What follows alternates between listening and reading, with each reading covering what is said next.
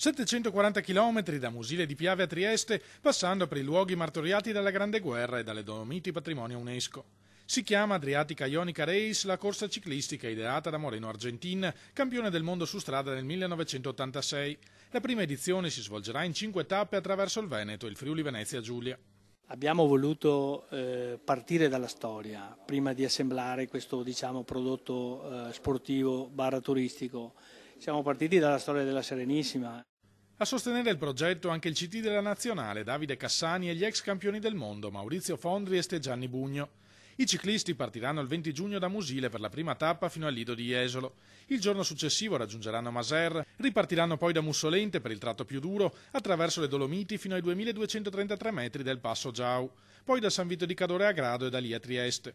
La speranza è di allungare il percorso nelle prossime edizioni. Per il 2019 è già fissata una tappa in Carinzia e negli anni successivi si spera di chiudere l'accordo con Slovenia e Croazia per poter correre anche sulla sponda orientale dell'Adriatico.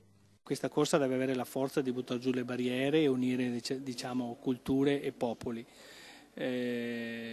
Sappiamo bene che nella storia lo sport ha sempre unito le varie problematiche politiche in qualsiasi parte del mondo.